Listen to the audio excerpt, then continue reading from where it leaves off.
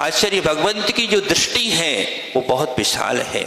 उन्होंने देखा कि हमारे निर्घंतों को, लाखों निर्घंतों को गले काट दिए गए और हमारे ग्रंथों की होलियां जलाई गई, हमारी प्रथाओं को तोड़ दिया गया।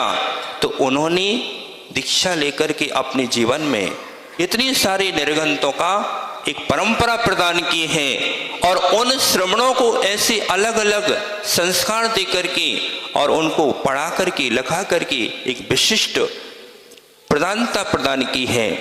एक एक मुनिराज एक विशालता रूप को लिए हुए हैं और उन्होंने अपनी प्रेरणा दे करके, जैसे आदित्य सागर महाराज जी को आचार्य जी ने बोला कि तुम प्राकृतिक पढ़ो, तो उनको एक बार विद्वान पढ़ाने आए, उन्होंने मात्र 7 दिन प्राकृत पढ़ा। प्रणव सागर जी मात्र 7 दिन प्राकृत पढ़ने के बाद उन्होंने स्वयं अध्ययन करके आज वो प्राकृत के मास्टर हो गए हैं।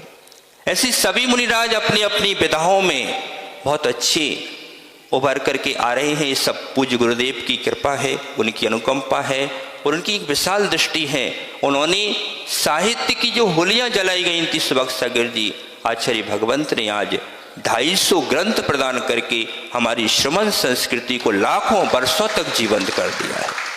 और सबसे बड़ी आज भारत की भूमि पर मैं कहता हूं कि सबसे विशाल प्रतिमाएं, सबसे ज्यादा संख्या में यदि किसी ने वर्तमान में विराजमान की हैं तो वो आचार्य भगवंत विशुद्ध सागर महाराज की दूरदृष्टि है। वैभव भैया, दूरदृष्टता, उन्होंने देखा कि लोगों ने हमारी प्रतिमाओं को तोड़ दिया, खाइयों में डाल दिया। अब आचार्य भगवंत ने ऐसी विशाल विशाल प्रतिमाएं रखी हैं कि 100 लोग, 1000 लोग मिलकर के भी उस प्रतिमा को हिला नहीं पाएंगे। ऐसी उनकी विशाल दृष्टि है।